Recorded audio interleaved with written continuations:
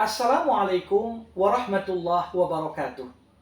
Alhamdulillahirabbil alamin wal aqibatu lil muttaqin wala udwana illa 'alal zalimin. Summa salatu wassalam ala khairil anbiya'i wal mursalin Rasulillah Muhammad sallallahu alaihi wasallam wa ala alihi wa ashabihi ajma'in. Kembali kita berjumpa dalam program Mutiara Hikmah Ulama. Masih bersama Mutiara Hikmah dari sahabat Abu Bakar As-Siddiq radhiyallahu anhu. Abu Bakar pernah berkata, "Ma tarokat ummatun al-jihad illa wa qaranahallahu bil-dhul." Kalau kita artikan, tidaklah satu umat meninggalkan jihad fisabilillah kecuali Allah Subhanahu wa taala akan sandingkan umat itu dengan kehinaan.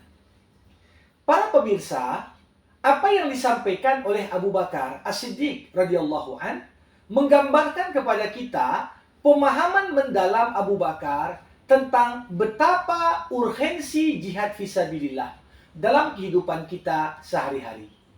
Bagaimana jihad adalah puncak dari ajaran Islam yang menggambarkan dan membawa umat ini kepada kemuliaan dan kejayaan.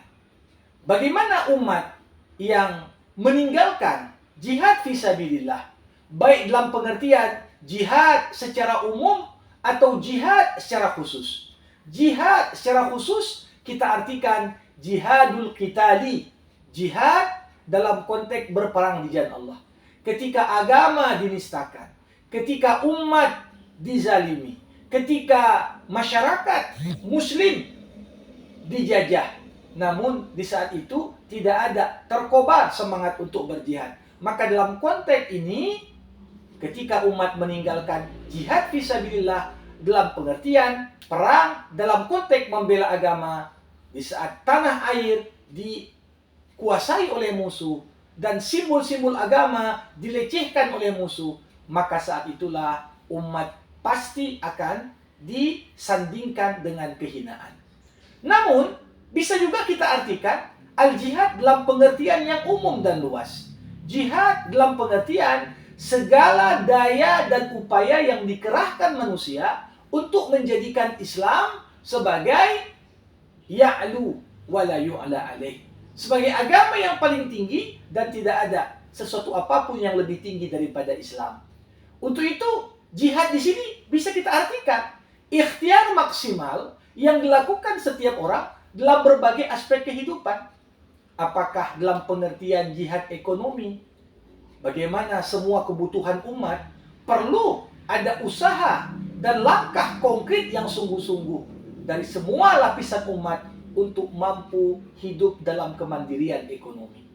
Ketika kita tinggalkan jihad di bidang ekonomi, maka ekonomi umat akan identik dengan kemunduran dan ketertinggalan. Dalam bidang pendidikan, perlu juga semua lapisan masyarakat berjihad, baik orang yang berilmu atau orang yang belajar, bahkan kebijakan-kebijakan yang diambil oleh pemerintah dalam konteks ini dari sisi anggaran dan kebijakan yang mensupport gerakan riset dan pengembangan ilmu pengetahuan yang lebih baik lagi agar umat ini bisa mengejar ketertinggalannya. Dalam bidang tentunya sosial, bagaimana kesenjangan sosial, ini juga perlu penguatan kohesi sosial, bagian dari jihad. Dalam bidang kesehatan, umat ini adalah satu kesatuan yang perlu untuk menjaga stabilitas kesehatan umat Islam secara umum, di mana semua bidang ilmu kedokteran, semua bidang-bidang paramedik perlu ada umat yang mengambil spesialisasi di bidang itu, sehingga umat tidak tergantung kepada pihak luar dalam konteks memenuhi kebutuhan kesehatannya. Ini semua adalah bagian dari wujud jihad dalam bidang kesehatan. Begitu juga jihad dalam bidang dakwah, jihad dalam bidang politik, jihad dalam bidang budaya, dan semua aspek dalam membangun sebuah peradaban. Ini adalah bagian dari ranah jihad yang Abu Bakar ingatkan kita, ma tarokat ummatun al-jihad illa wa qaranaha bil-dhulli. Tidaklah satu umat meninggalkan semangat untuk berkorban demi agama, demi peradaban Islam, termasuk di dalamnya berperang atas nama agama, membela agama, kecuali dengan kita tinggalkan perintah jihad itu, kita akan disandingkan dengan kehinaan. Untuk itu, umat Islam saat ini dalam kondisi siklus sedang naik.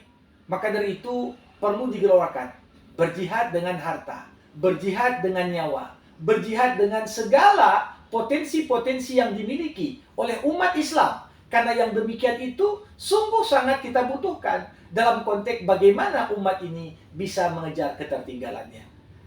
Lihat di saat umat meninggalkan kebanggaan akan jihad, maka di saat itulah peluang bagi musuh-musuh agama untuk kemudian menaklukkan dan menguasai segala potensi-potensi yang besar yang dimiliki oleh umat ini.